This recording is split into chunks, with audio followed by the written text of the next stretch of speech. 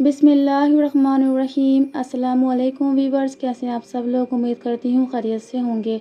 तो आज की रेसिपी हमारे जो बनाने वाले हैं वो है बहुत ही शानदार किस्म का अचार गोश्त की रेसिपी, जो कि बहुत ही मज़ेदार और बहुत ही डिलीशियस बन के तैयार होती है। लेकिन इससे पहले अगर आप हमारे चैनल पर न्यू हैं तो चैनल को सब्सक्राइब करना मत भूलिएगा। वीडियो पसंद आए तो लाइक करें एंड शेयर करें, और साथ ही बेल आइकन पे भी क्लिक कर दिया करें ताकि आपको हमारे तमाम नोटिफिकेशन अच्छी तरीके से मिल सकें और ताकि आप मज़े मज़े के खाने ईज़िली बना के खा सकें। तो वीडियो को मिस मत किया करें, क्योंकि वीडियो के एंड में हदीस पाक शेयर करती हूँ जिससे आपकी नॉलेज में इजाफ़ा होता है। तो इससे आपकी दिन की नॉलेज भी बढ़ेगी और इससे ये होगा कि आप मज़े मज़े के खाने भी ट्राई करके मज़े से खा सकेंगे। तो बातें तो बहुत हो चुकी हैं, तो अपनी रेसिपी स्टार्ट करते हैं झटपट सी। यहाँ पर जो है दही है 1 कप के करीब, जिसको हमने अच्छी तरीके से मिक्स कर लिया है।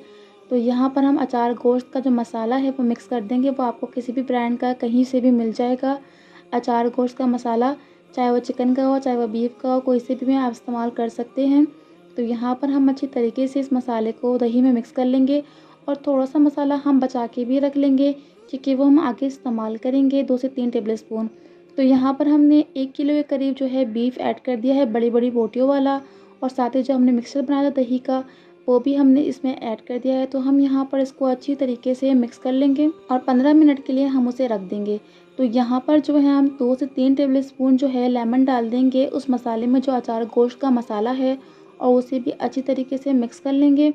मिक्स करने के बाद हम चीरा लगा के बड़ी वाली हरी मिर्चों के जो पीसेस हैं, बीज को निकाल लेंगे। तमाम मिर्चों के बीज इसी तरीके से आपने निकाल के अलग रख देने हैं, ताकि जो मिर्चें हैं उनमें जो तेज़ी है वो ना आए, और आप मज़ीद अच्छे तरीके से और मज़ेदार फ्लेवर से आप जो है डिश का मज़ा ले सकें। तो यहाँ पर हम इनके जो बीज हैं वो निकाल कर उनको अलग रख देंगे, और तमाम हरी मिर्चों के अंदर ये जो मसाला है वो भर लेंगे। तो इसी तरीके से हम तमाम हरी मिर्चों को तैयार करके अलग रख लेंगे, जो कि हम ऐड करेंगे बाद में। तो इसी तरीके से हम भर के इनकी फिलिंग करके इनको अच्छी तरीके से रख लेंगे। ठीक है, इस तरीके से। तो मैंने इस तरीके से तमाम हरी मिर्चें रख ली हैं। तो हमने ले ली है एक कढ़ाई, और उसमें 4 टेबल स्पून ऑयल डाल दिया है, और साथ ही लहसुन अदरक का पेस्ट जो कि चॉप किया हुआ है, ज़्यादा पेस्ट नहीं है, चॉप है, तो वो ऐड कर दिया है। साथ ही 2 से 3 टमाटर काट कर ऐड कर दिए हैं, और 1 टेबल स्पून सॉल्ट भी ऐड कर दिया है। तो यहाँ पर हम इन्हें अच्छी तरीके से मिक्स कर लेंगे, और लाइट फ्लेम पर, स्लो फ्लेम पर अच्छी तरीके से 5 मिनट के लिए कुक करेंगे, ताकि जो इसका पानी है वो ड्राई हो जाए और जो टमाटर हैं ये सॉफ्ट हो जाएं, और लहसुन अदरक जो है वो भी अच्छी तरीके से कुक हो जाए, ताकि जो उसकी स्मेल है वो ख़त्म हो जाए। तो यहाँ पर थोड़ी देर तक हम कुक करेंगे इनको 5 मिनट के लिए। तो आइए देख लेते हैं, हमारा जो टमाटर का पानी है वो ड्राई हो चुका है, टमाटर भी सॉफ्ट हो चुके हैं, और लहसुन अदरक जो है वो भी अच्छी तरीके से कुक हो चुका है। तो यहाँ पर हम ऐड कर देंगे मैरिनेशन किया हुआ अपना बीफ, बहुत ही मज़ेदार किस्म का बनेगा। तो यहाँ पर हम इसको अच्छी तरीके से मिक्स कर लेंगे मसाले में।